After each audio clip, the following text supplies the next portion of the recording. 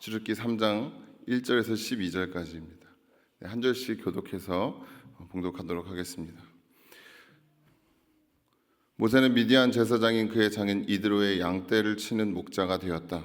그가 양떼를 몰고 광야를 지나서 하나님의 산 호렙에 갔을 때에 거기에서 주님의 천사가 떨기 가운데서 이는 불꽃으로 그에게 나타났다. 그가 보니 떨기에 불이 붙는데도 그 떨기가 타서 없어지지 않았다. 모세는 이 놀라운 광경을 좀 더 자세히 보고 어째서 그 떨기가 불에 타지 않는지를 알아보아야 하겠다고 생각하였다. 모세가 그것을 보려고 오는 것을 보시고 하나님이 떨기 가운데서 모세야 모세야 하고 그를 부르셨다. 모세가 대답하였다. 예, 제가 여기에 있습니다. 하나님이 말씀하셨다. 이리로 가까이 오지 말아라. 내가 서 있는 곳은 거룩한 땅이니 너는 신을 벗어라.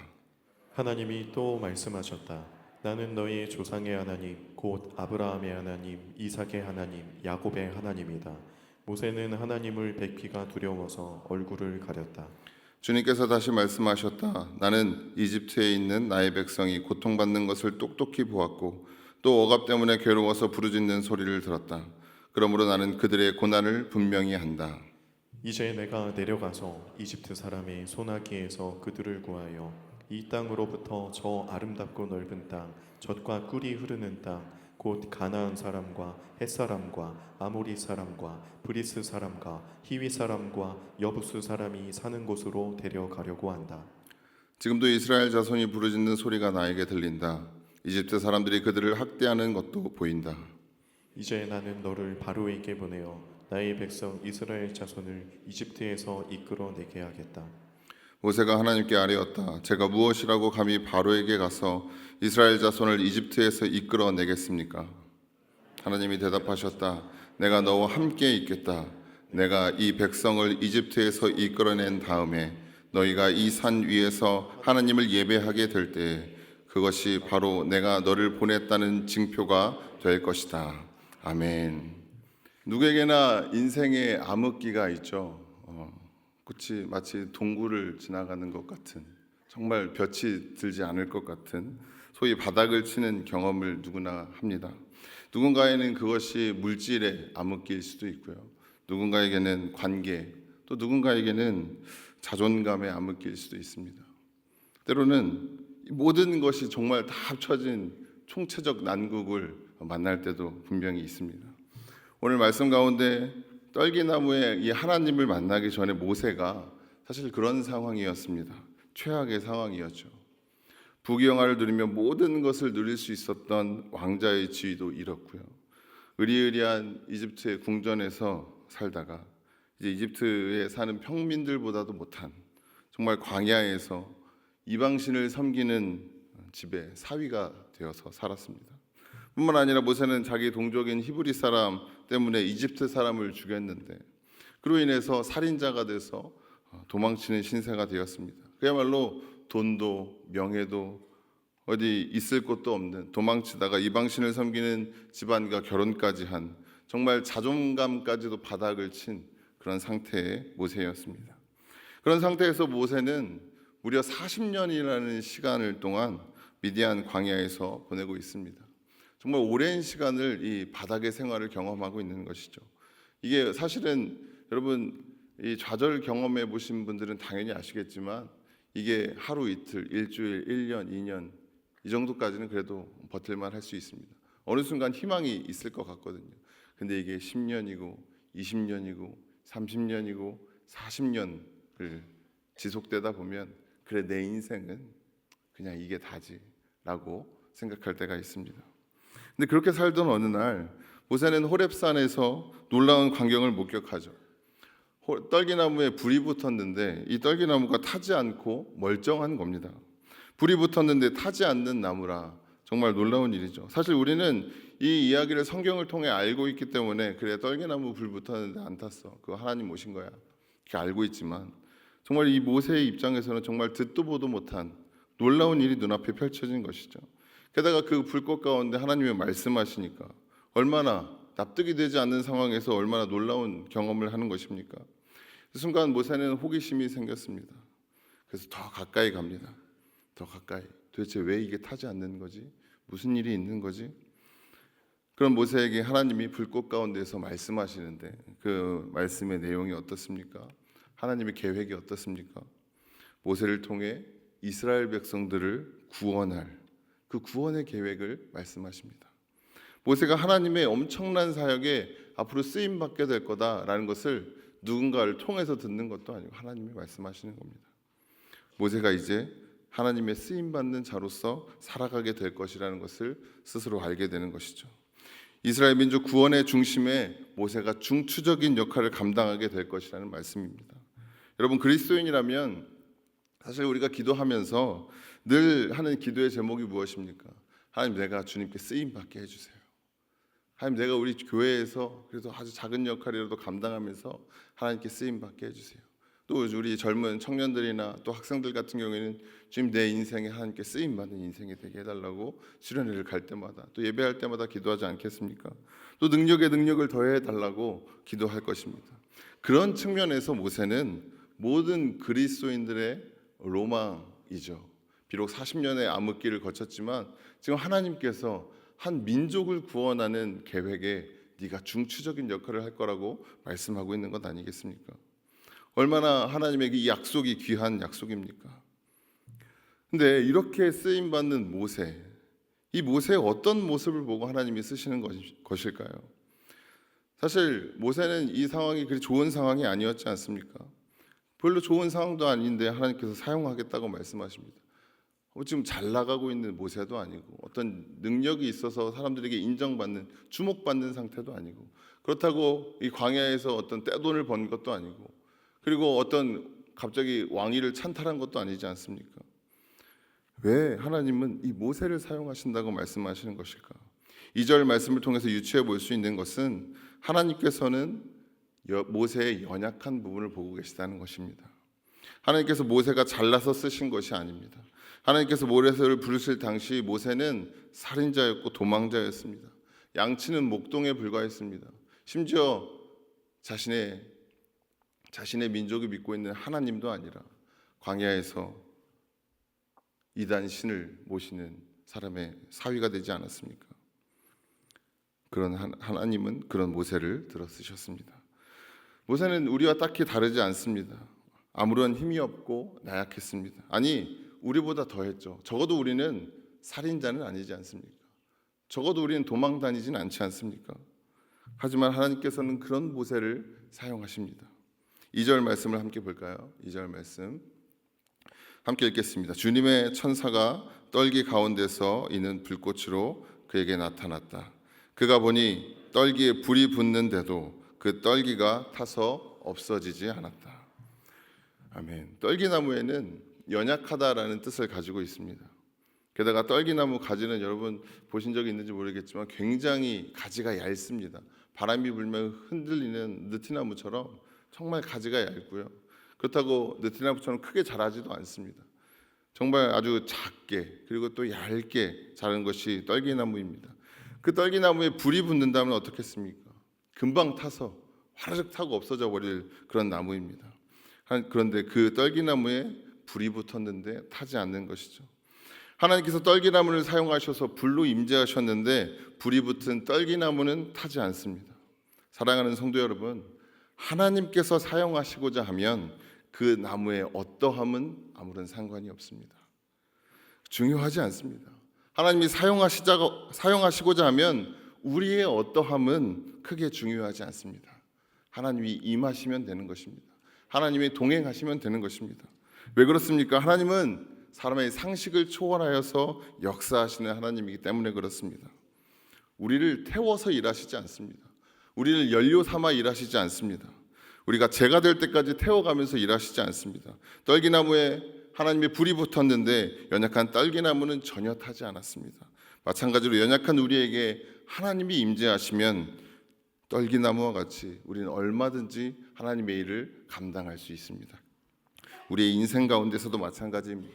교회에서 하나님께서 맡겨주신 사역을 감당하다 보면 때로는 나에게 맡겨주시는 이 사역이 너무나 버겁고 너무 힘들고 정말 감당할 수 없을 것처럼 느껴질 때가 많이 있습니다. 재능도 없고 할 능력도 없는데 왜 나한테 이런 일을 맡기시는 것이지? 하고 느껴질 때도 있습니다. 정말 그럴 때면 마음이 참 힘들죠. 어렵습니다. 잘 하지도 못하는 나를 마주하는 것도 어렵고, 이게 잘 못해가지고 자꾸 덜렁대는 나를 보는 것도 어렵고, 나로 인해서 내가 빈틈이 있는 그 부분들을 채워줄 사람들, 나를 위해서 고생하는 사람들을 보는 것도 마음이 어렵습니다.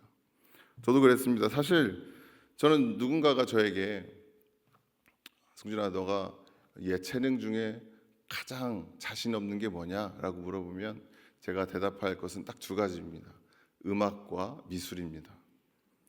제가 미술을 얼마나 못했냐면요, 제가 학창 시절에 사람을 그린 그림을 보면요, 동그라미, 세모, 네모로 다 그렸습니다. 얼굴은 동그라미고요, 몸은 네모, 팔다리는 길쭉한 네모, 손은 동그라미, 목은 세모, 이렇게 사람을 완성했습니다. 색칠까지 다 해서 그 선생님께 제출을 하면 선생님은 대본에 다시 돌려보내면서 색칠 다시 해오렴 하고 보내주셨습니다. 음악도 마찬가지입니다. 제가 가끔 기타도 치고 드럼도 치도 하는 것을 보셨을 겁니다. 그렇지만 여전히 저는 음감이 없어서요, 또 누군가가 화음을 맞춰서 노래를 부르다 보면 이 화음이 틀린 것 같은데는 압니다. 근데 어떤 음이 틀린지는 잘 모릅니다. 뭐가 높은지 낮은지도 잘 구분하지 못합니다. 그래서 저는 기타를 튜닝할 때도 기계가 없으면 튜닝이 안 됩니다. 정말 오랜 시간 10년 넘게 기타를 쳤어도 그게 잘 안 됩니다. 이게 재능이 저에게 없는 것이죠. 대학을 가기까지 저는 기타를 만져본 적도 없습니다.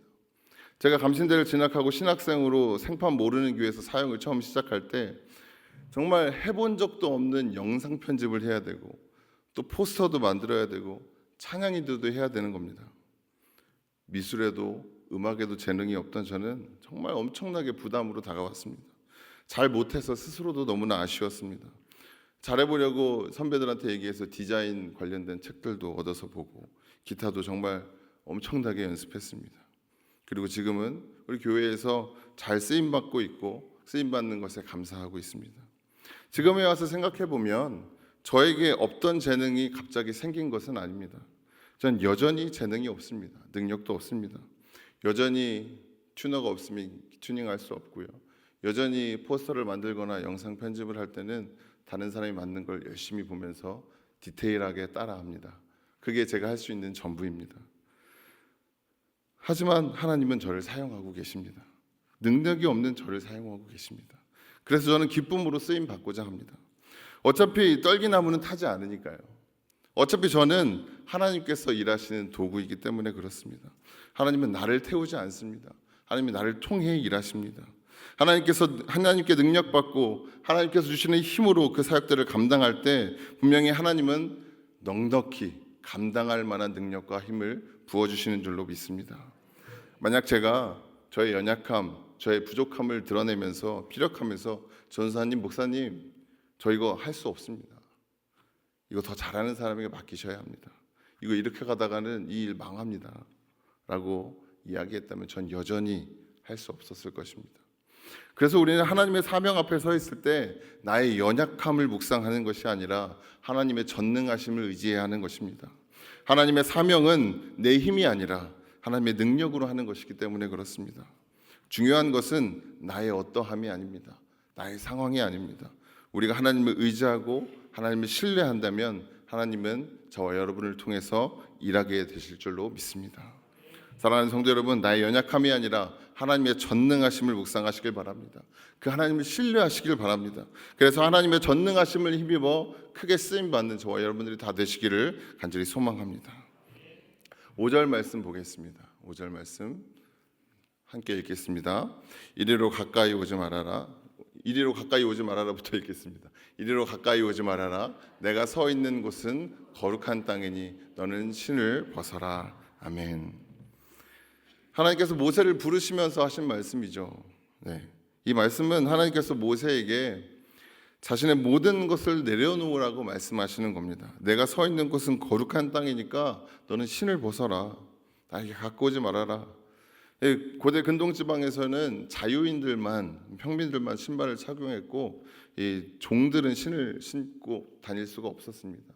맨발로 다녔습니다. 즉 하나님께서 모세에게 너는 신을 벗어라 라고 명령하시는 것은 하나님 앞에 절대 순복해야 할 종이다라는 것을 알려주신 것입니다. 네가 어떤 존재인지, 하나님 앞에 너의 위치가 어디인지 하나님께서 정확히 알려주신 것입니다. 모세의 위치를 알려주신 것이죠. 네 생각대로 판단하고 움직이고 말하는 것이 아니라 하나님의 음성을 듣고 순종해야 한다. 이것을 주지시켜 주시는 것입니다. 하나님께서 모세에게 지켜야 할 선을 분명하게 알려주신 것입니다. 이 말씀은 우리에게도 그대로 적용이 됩니다. 하나님의 일꾼으로 부름받은 우리는 자기를 내려놓고 종된 자세로 하나님의 음성을 듣고 순종해야 할 줄로 믿습니다. 그렇다고 하나님이 우리에게 강압적으로 야, 너 시키는 대로만 해. 그거 아니야. 가만히 있어. 이제 가. 이렇게 하는 거야. 라고 강압적으로 말씀하시면서 아무런 관심도 없으신 그런 하나님은 아닙니다. 누구보다 우리를 사랑하셔서 우리를 젖과 꿀이 흐르는 땅으로 인도하시는 그분이 우리 하나님이십니다. 우리 7절과 9절을 한번 같이 읽어볼까요? 7절과 9절 읽겠습니다. 주님께서 다시 말씀하셨다. 나는 이집트에 있는 나의 백성이 고통받는 것을 똑똑히 보았고 또 억압 때문에 괴로워서 부르짖는 소리를 들었다. 그러므로 나는 그들의 고난을 분명히 안다. 9절입니다. 지금도 이스라엘 자손이 부르짖는 소리가 나에게 들린다. 이집트 사람들이 그들을 학대하는 것도 보인다. 아멘. 하나님 우리에게 신을 벗으라고 하셨지만 너희들을 내 종이다 라고 말씀하셨지만 종으로만 보지 않으십니다. 우리를 그저 도구로만 여기시는 분이 아닙니다. 우리의 모든 고통과 아픔에 동행하시는 분입니다. 함께 아파하고 계시는 분이 우리 하나님이십니다. 그래서 우리를 젖과 꿀이 흐르는 땅으로 인도하겠다고 가장 좋은 해결책을 준비해 두었다고 말씀하고 계신 것입니다. 8절에서 분명히 그렇게 이야기하고 있습니다. 이미 해결책까지 하나님은 다 준비해 놓으셨습니다. 마스터 플랜이 다 만들어져 있는 것이죠. 여기까지 말씀을 보고 나니까 하나님께서 마치 모세에게 이렇게 말씀하고 계신 것 같습니다. 모세야, 너 이 보잘것없는 떨기나무에 불난 거 보이지? 내 말에 순종하기만 하면 이 아무것도 아닌 떨기나무에 불이 붙어서 나에게 쓰임 받는 것처럼 네가 연약하든지 네가 살인자든지 도망자든지 너에게 지금 아무것도 없어서 낙심하든지 그런 것과는 아무런 상관없이 내가 너를 통해 너의 민족을 구원할 거야. 네가 보잘것없어서 아무런 힘이 없어서 아무것도 할 수 없다고 좌절하지 마. 나한테 다 계획이 있어. 순종하기만 하면 돼. 그럼 내가 할 거니까 라고 모세에게 하나님께서 말씀하시는 것 같습니다. 여러분, 이 하나님의 약속이 얼마나 가슴 뛰는 약속입니까? 이 약속이 모세에게만 있겠습니까? 우리에게도 동일하게 약속하고 계십니다. 사랑하는 성도 여러분, 스스로의 연약함을 묵상하지 마십시오. 여러분을 통해 일하실 전능하신 하나님을 묵상하시기를 바랍니다. 그리고 그 하나님께 순종하십시오. 그래서 여러분을 통해 역사하시는 하나님의 위로와 하나님의 계획이 저와 여러분의 삶을 통해 이루어지기를 간절히 소망합니다. 10절 말씀입니다. 10절 말씀. 이제 나는 너를 바로에게 보내어 나의 백성 이스라엘 자손을 이집트에서 이끌어내게 하겠다. 하나님께서 모세에게 말씀하십니다. 모세를 바로 왕에게 보내서 이스라엘 백성을 구원하겠다고 말씀하십니다. 모세는 굉장히 당황스럽습니다. 굉장히 당황스러워요. 아니, 나를 바로 왕에게 보낸다고? 나는 살인자인데, 살인해서 도망친 사람이 난데 나를 바로 왕에게 보내겠다고? 모세가 왕에게 도착하자마자 사형을 당해도 그 자리에서 즉결 심판을 받아도 모세는 전혀 이상할 것 없는 상황 아니겠습니까? 당황한 모세가 11절에서 하나님께 말합니다. 모세가 하나님께 말하였다. 제가 무엇이라고 감히 바로에게 가서 이스라엘 자손을 이집트에서 이끌어내겠습니까? 그리고 하나님께서 대답하십니다. 12절입니다. 하나님이 대답하셨다. 내가 너와 함께 있겠다. 내가 이 백성을 이집트에서 이끌어낸 다음에 너희가 이 산 위에서 하나님을 예배하게 될 때 그것이 바로 내가 너를 보냈다는 증표가 될 것이다. 아멘. 12절에 하나님의 말씀을 들은 모세는요, 오늘 읽은 말씀은 아니지만 13절에서 뉘앙스가 약간 달라집니다. 13절 말씀 함께 읽어볼까요? 13절. 모세가 하나님께 아뢰었다. 제가 이스라엘 자손에게 가서 너희 조상의 하나님께서 나를 너희에게 보내셨다 하고 말하면 그들이 저에게 그의 이름이 무엇이냐 하고 물을 터인데 제가 그들에게 무엇이라고 대답해야 합니까? 아멘.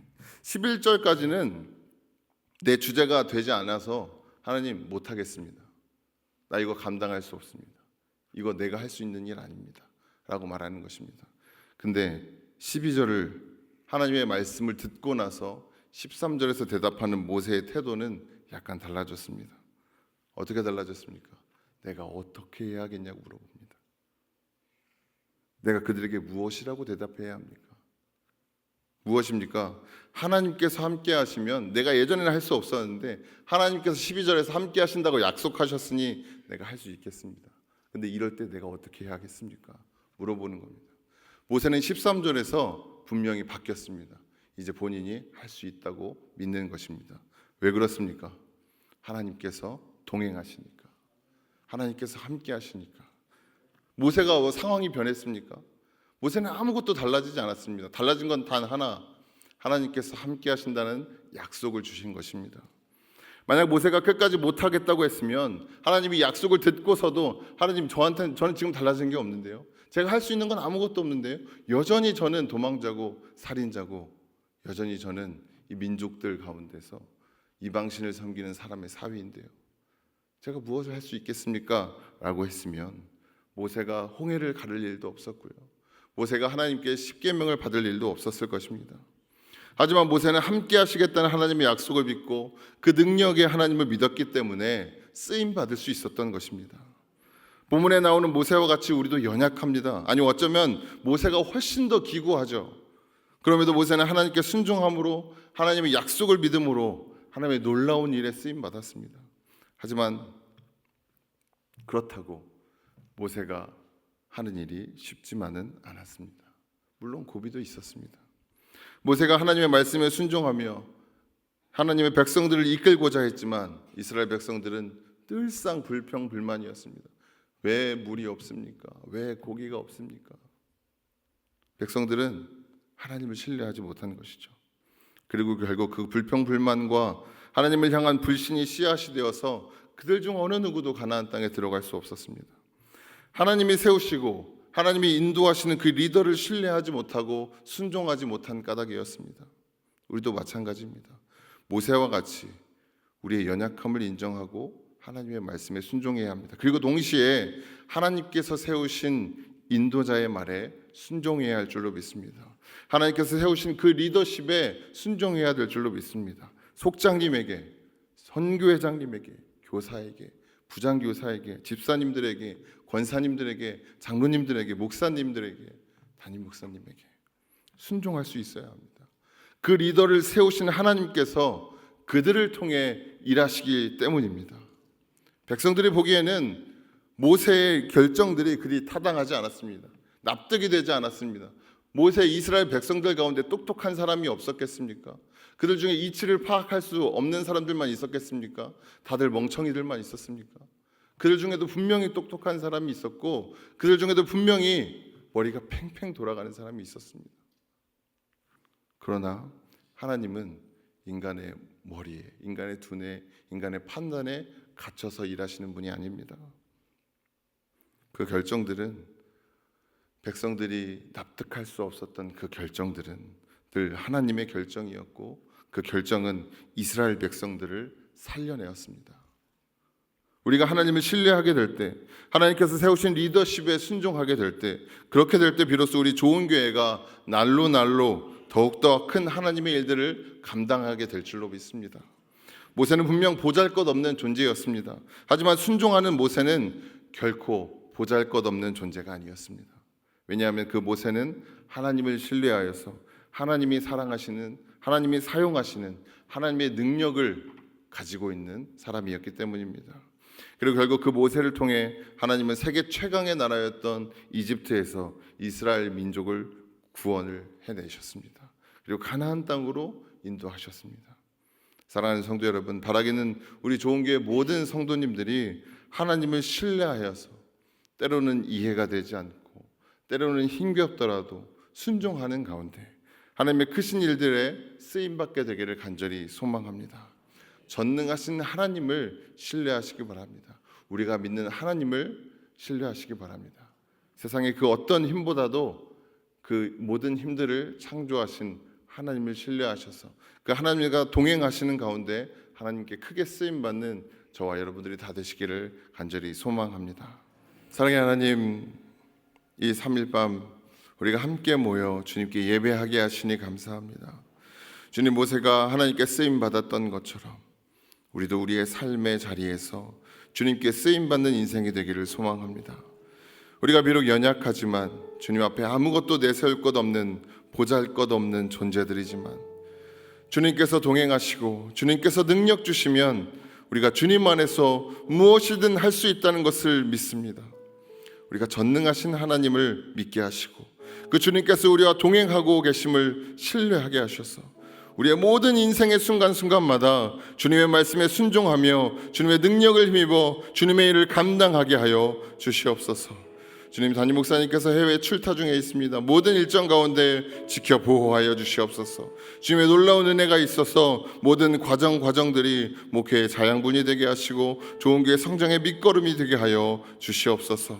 오고 가는 발걸음 또한 주님께서 지켜 보호하여 주시옵소서.